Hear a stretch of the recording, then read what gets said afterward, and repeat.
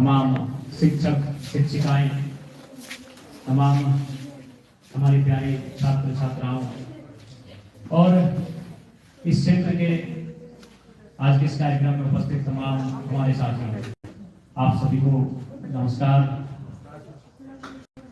आज पारसनाथ कॉलेज, बिल्कुल पारसनाथ का जिक्र आता है तो किसी भी शख्स के सामने गांव की तस्वीर आती है। वो गांव, उस गांव में खेती के माध्यम से हल चलाकर अपनी जीविका का उपार्जन करने वाले किसानों की तस्वीर सामने आती है और उसी बीच एक तस्वीर आती है उसी किसान परिवार की बहनें भाई लोग अपने कंधे पर केवल बस्ता लेकर नहीं, उस परिवार की एक उम्मीद को लेकर इस विद्यालय की दूरी को तय करते हैं। काफी कम उम्र में उनकी आंखों में बहुत लंबे लंबे सपने होते हैं और उस सपनों को पूरा करने के लिए वह एक रास्ता ढूंढते हैं। वो रास्ता आपके शिक्षक होते हैं। आप अपनी उम्मीदों को, अपने सपनों को लेकर यहाँ तक आते हैं और आज इस कॉलेज प्रांगण में मैं आप सभी से आग्रह करूंगा, क्योंकि वास्तव में आज अगर मैं आपके बीच विधायक के रूप में खड़ा हूं तो बेशक लोगों ने कहा और वास्तविकता यही है कि इस बार 2024 के सदन में मैं झारखंड का सबसे युवा विधायक हूं। लेकिन मैं युवा हूं इसलिए विधायक नहीं हूं, मैं अच्छा बोलता हूं इसलिए विधायक नहीं हूं, मैं इसलिए विधायक हूं क्योंकि मैंने उस कहावत को पुनः चरितार्थ किया है कि शिक्षा शेरनी का दूध है, जो जितना पिएगा उतना गाढ़ेगा। और पहला झारखंड के इतिहास का भी शायद मैं पहला विधायक हूं जो स्टूडेंट एमएलए। जो लोग भी विधायक बने वो पढ़ाई लिखाई छोड़ने के बाद विधायक बने हैं। और आपको तो मालूम है हमारे सदन में 50 से 30% ऐसे विधायक जो शायद मैट्रिक भी नहीं किए। यानी हम झारखंड के 24 सालों के हिस्ट्री में पहला विधायक है जो स्टूडेंट एमएलए। स्टूडेंट लीडर तो होते हैं, स्टूडेंट लीडर हर कॉलेज में होते हैं, छात्र नेता होते हैं, लेकिन छात्र विधायक हम झारखंड के इतिहास में पहला है, क्योंकि हम अभी करंट स्टूडेंट। ऐसा नहीं कि मेरी पढ़ाई छोटी है। मैंने 2017 में मास्टर पास कंप्लीट किया है और उसी साल मैंने विनोबा भावे से एंट्रेंस टेस्ट दिया था पीएचडी का, उसको मैंने पास किया है और उसी 2018 में मैंने एडमिशन लिया है विनोद बिहारी महतो विश्वविद्यालय धनबाद में।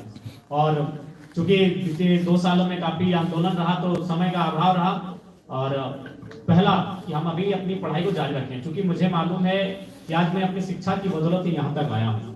इसलिए आप तमाम मेरे जो छोटे छोटे भाई बहन लोग यहाँ बैठे हैं छात्र छात्रा के रूप में, आपको मेरा यही संदेश होगा। आज जिस जयराम महतो से आप परिचय हो रहे हैं, आज इसके चर्चे दिल्ली से लेकर उत्तर भारत से लेकर नॉर्थ भारत से लेकर कश्मीर तक। चूंकि आज इस विधानसभा के चुनाव में जो हमारे पक्ष में परिणाम आया है, भले विधायक तो हमारी पार्टी से एक जीत कर गया, लेकिन काफी ज्यादा वोट आने के कारण पूरे चर्चे हैं। तो उसका कारण यही कि हम पढ़े लिखे थे, पढ़े लिखे के युवाओं को हम लोगों ने आगे किया, तो आज ये परिणाम हम लोगों ने हासिल किया है।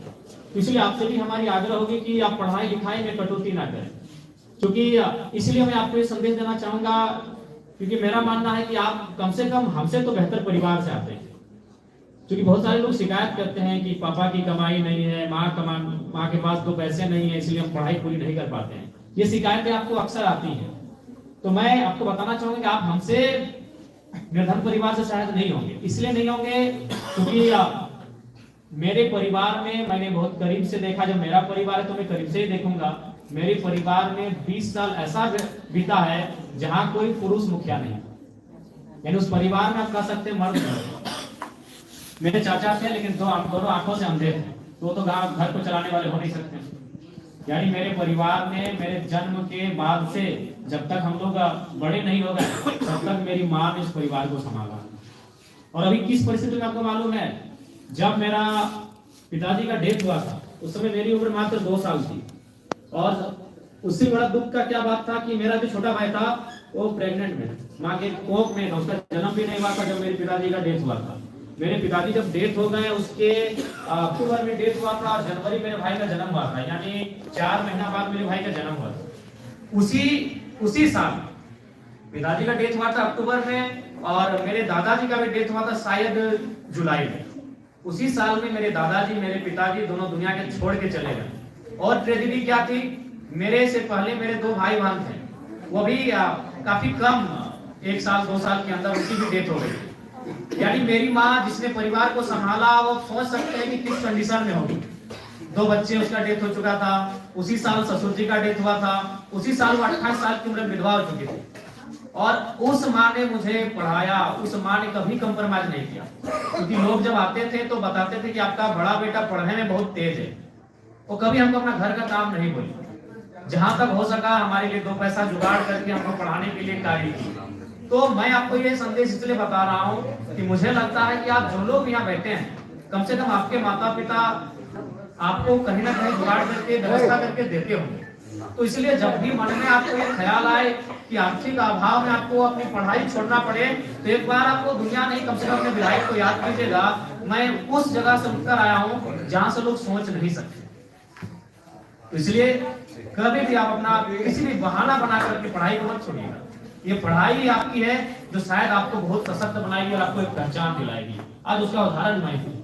इसलिए आपसे, और जहां तक एक विधायक होने के नाते मेरा आपको सहयोग करने की बात है, तो मैंने शुरू में कहा है कि आज कल ही मैं उपायुक्त महोदय से मिला, उससे 2 दिन पहले मैं उपायुक्त महोदय बोकारो से भी मिला, और उनसे मैंने फंडों के बारे में जाना कि कौन से फंड विधायक यूज कर सकते हैं।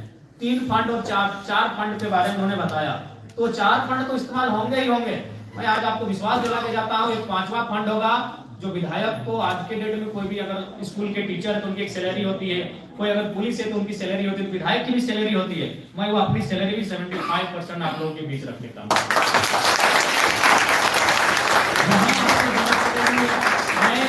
और चूंकि मैंने पहली प्राथमिकता शिक्षा को ही रखा है, क्योंकि अगर युवा शिक्षित होंगे, भाई बहन लोग शिक्षित होंगे, तो निसंदेह वो अपने अनुसार रास्ता तय कर लेंगे। जब उन्हें हम हुनरमंद बना देंगे, जब उन्हें हम अकलमंद बना देंगे, तो अपने प्रतिभा के आधार पर वो कहीं ना कहीं कोई रास्ता बना लेंगे। इसलिए आज आपसे, क्योंकि आप एक ऐसे परिवेश में, एक सुंदर वातावरण में पढ़ने के लिए आते हैं, एक शांत वातावरण है, आप अपने आप को, यही आज समय है आपको तपाने का, अपने आप को गलाने का, ये तपस्या का यही समय है। तभी इसका परिणाम आपको भविष्य में दिखेगा। वो कहते हैं ना कि आज जिस उम्र के आप पड़ाव में, उसे हम लोग टीनेजर कहते हैं। टीनेजर का मतलब होता है 13 to 19। ये एक ऐसा उम्र होता है जिसकी तुलना हम नदी से करते हैं। नदी जिसमें बारिश के मौसम में नदी को आप देखते होंगे, जब वो नदी अपने रास्ते पे चलती है तो अपने रास्ते से हट के चलती है। कभी पहाड़ों से टकराती है, कभी वृक्षों को डुबा के ले जाती है, कभी चट्टानों से टकराती है, और वो अपने तूफानी अंदाज में बहती चली जाती है, क्योंकि वो बरसाती नदी होती है। लेकिन अगर उसी नदी में अगर डैम बनाए तो वो डैम का पानी निर्जन ऐसे भूमि पर जाएगा जहां पानी की संभावनाएं नहीं है और विकसित होने का कार्य होगा। तो डैम का तात्पर्य है आप अभी एक नदी के समान, जो भी छात्र छात्राएं हमारे सम्मुख बैठकर हमें सुन रहे हैं, आप एक नदी के समान हो। कौन सी नदी? जो बारिश के महीने में तांडव मचाती है।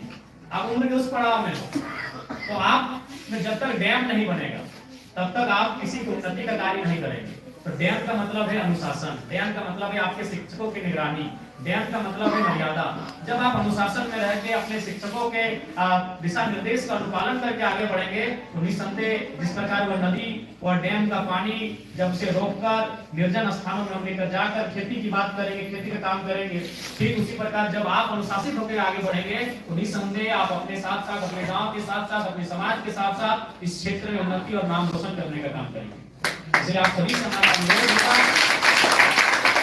कि आप भोजन में कटौती कर लीजिएगा, अपने पहनाव में कटौती कर लीजिएगा, लेकिन अपनी शिक्षा को लेकर कभी कटौती मत कीजिएगा, उसमें कभी कंप्रोमाइज मत कीजिएगा। मैं आपसे यही आग्रह करना चाहता हूँ, आपको मैं यही संदेश देना चाहता हूँ। समय का अभाव है, और चूंकि इसके बाद भी 2-3 कॉलेज में हमारा आज कार्यक्रम है, एक विधायक के नाते जो भी आप हमसे अपेक्षाएं रखेंगे आप निश्चिंत रहें, क्योंकि आपने कहा कि हम लोग युवा हैं, तो युवा दौड़ने वाले हैं, भागने वाले हैं, तो अपनी अपेक्षा आपने जो रखा है उस अपेक्षा से ऊपर उठकर हम आपका सहयोग करेंगे।